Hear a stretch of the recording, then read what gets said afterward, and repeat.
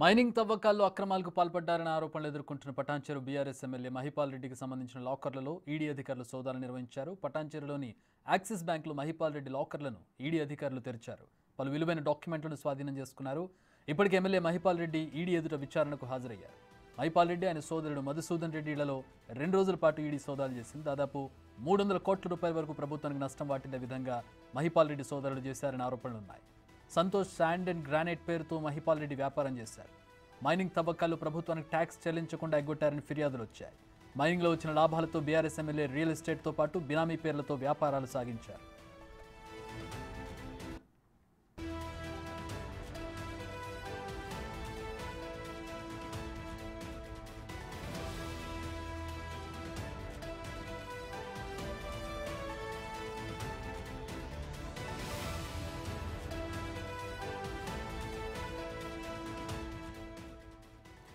Mining తవ్వకాల్లో అక్రమాలకు పాల్పడ్డారని ఆరోపణలు ఎదుర్కొంటున్న పటాన్చెరు బీఆర్ఎస్ ఎమ్మెల్యే మహిపాల్ రెడ్డికి సంబంధించిన లాకర్లలో ఈడీ అధికారులు సోదాలు నిర్వహించారు. గత కొన్ని రోజులుగా ఈడీ ఎంక్వైరీ జరుగుతోంది మహిపాల్ రెడ్డి కుటుంబం మీద. పటాన్చెరులోని యాక్సిస్ బ్యాంక్లోని మహిపాల్ రెడ్డి లాకర్లను ఈడీ అధికారులు తెరిచారు.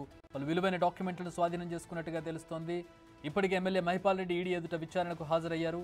మహిపాల్ రెడ్డి ఆయన సోదరుడు మధుసూదన్ రెడ్డి వీరిళ్లలో 2 రోజుల పాటు ఈడీ సోదాలు చేసింది. దాదాపు 300 కోట్ల రూపాయల వరకు ప్రభుత్వానికి నష్టం వాటిల్లే విధంగా మహిపాల్ రెడ్డి సోదరులు చేశారనే ఆరోపణలున్నాయి. మైనింగ్ వ్యవహారంలో సంతోష్ శాండ్ అండ్ గ్రానైట్ పేరుతో మహిపాల్ రెడ్డి వ్యాపారం చేశారు. మైనింగ్ తవ్వకాల్లో ప్రభుత్వానికి ట్యాక్స్ చెల్లించకుండా ఎగ్గొట్టారనేది ఫిర్యాదులు కూడా వచ్చాయి.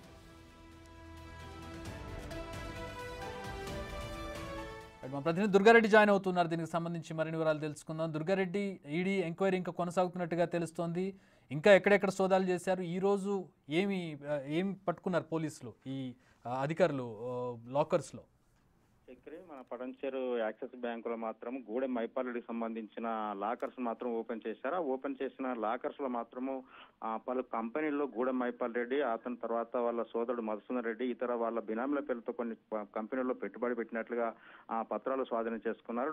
విలువైన డబ్బు కూడా ఎంత ఉన్నదనే విషయం కూడా వాళ్ళు పూర్తిగా ఆదేశాలు స్వాధీనం చేసుకున్నారు. ఆ తర్వాత మాత్రం బినామీ పేర్ల వాళ్ళ ఇళ్లలో కూడా దాడులు కొనసాగే అవకాశం ఉన్నాయి కనుక వాళ్ళు ఉదయం 11 గంటలకు వచ్చి యాక్సిస్ బ్యాంక్ లో మాత్రం 2 గంటల వరకు మాత్రము గూడెం మహిపాల్ రెడ్డి, మధుసూదన్ రెడ్డి వాళ్ళ కుటుంబ సభ్యులు ఎవరెవరైతే బ్యాంకు లాకర్స్ ఉన్నాయో వాటి అన్నిటి కూడా ఓపెన్ చేసి అక్కడ ఉన్న పత్రాలు స్వాధీనం చేసుకొని మాత్రము మిగతా చోట్లకు మాత్రము తనిఖీలు చేసడానికి వెళ్తున్నారు. ఇక మన గవర్నమెంట్ ప్రభుత్వం మైనింగ్ శాఖకు బకాయి పడ్డ 341 కోట్లతో పాటు ఇతర విలువైన పత్రాలతో మిగతా వాటన్నిటి కూడా క్రోడీకరించిన తర్వాత ఈడీ అధికారులు మాత్రం మిగతా మరో చోటుకు వెళ్లే అవకాశాలు కనిపిస్తున్నాయి. ఇప్పటివరకైతే నిజాంపేట, లకడారము ఇలాంటి ప్రాంతంలో కూడా వాళ్ళు తనిఖీలు చేస్తున్నారు. కొన్ని చోట్ల కూడా మిగతా చోట్ల కూడా మైనింగ్ కొంత అనుమతి లేకుండా తవ్వినట్లుగా కొంత సమాచారం మాత్రం ఆ పత్రాల్లో ఉన్న వాటిని అనుసరించి అక్కడ కూడా దాడులు చేసే అవకాశం కనిపిస్తుంది.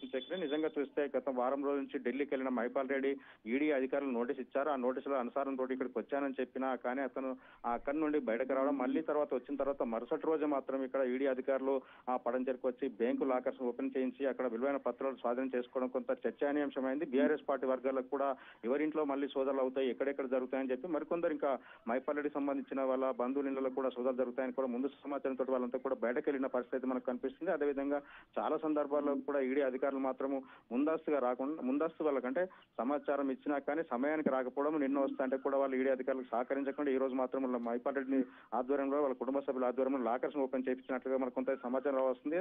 దాంతో పాటు మధుసూదన్ రెడ్డి కూడా లాకర్స్ బినామీ పేర్ల మీద ఉన్నట్లు కూడా కొంత స్వాధీనం చేసుకున్నట్లు మనకు సమాచారం అయితే వస్తుంది. చక్రే. All right, thanks for the updates Durga Reddy.